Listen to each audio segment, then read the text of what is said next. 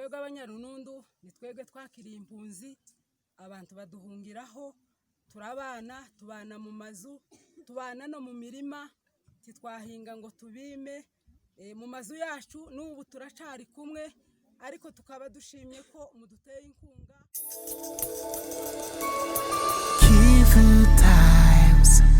Kivutimes. Uyu ni umwe mu bamama batuye mu karere ka Minembwe bakomeje gushimira abatanze inkunga mu biribwa mbese ifu akaba ari imiryango igera kuri 246. Urashobora kubivuga kuri micro ya MPC hanyuma ukagira ijambo uvuga. Twebwe nyine tuje hano kureba ibyo baduhamagariye kandi ngo bivuye ku bana bacu batuyiriya. Izina ryanje nyitwa Domitira Nyagazura iwacu ni hari akurunundu. Twebwe mpagurutse kuvuga kuko twebwe abanyarunundu ni twebwe twakiriye impunzi abantu baduhungiraho turabana tubana mu mazu tubana no mu mirima titwahinga ngo tubime mu mazu yacu n'ubu turacari kumwe ariko tukaba dushimye ko muduteye inkunga. Twebwe nyine abakiriye impunzi n'impunzi zaduhungiyeho tukaba n'ubu ngubu tukibanye titubanye nabi tubanye neza. Icyo dutegereje ku Mana ni ukugira ngo Imana izaduheze amahoro buri abantu bose bagenda. Twongeye kuganira n'umuyobozi uyoboye komite ishinzwe gutanga imfashanyo. Murashobora kwivuga kuri iyi mikoro ya MPC mbese mukagira n'ijambo mwongera.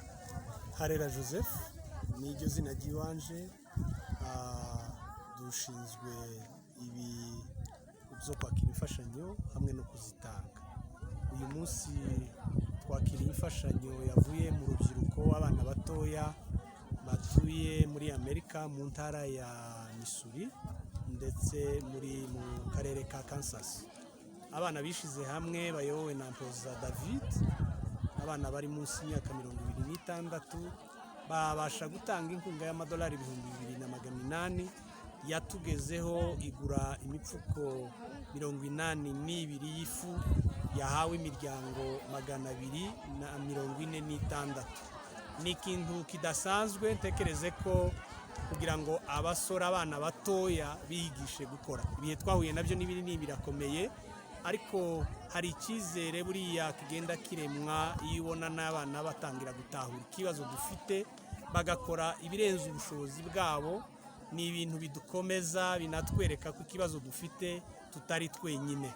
Twabashije kubitanga iyo mfashanyo ku miryango yagiye iva za Kamombo, Mibunda ndetse n'Amarango, Rutigita, Monyi iri ahantu bita kuri Murunundu. Iyo miryango yose nihiri ndetse ni ikintu tubashije kongera kuvuga no gukangurira abana batoya bari no mu yizindi ntara no mu bindi bihugu nabo gukora kugira ngo none imiryango 246 irimo abana batandukanye barye bumva ko ari abana babashije kubafasha. Ni ikintu kinejeje cyane. Mwabonye ibyishimo abavyeyi bagaragaje. Niki mushobora kubwira aba basore bakoze igikorwa cy'indashikirwa mu kubashimira bwana muyobozi?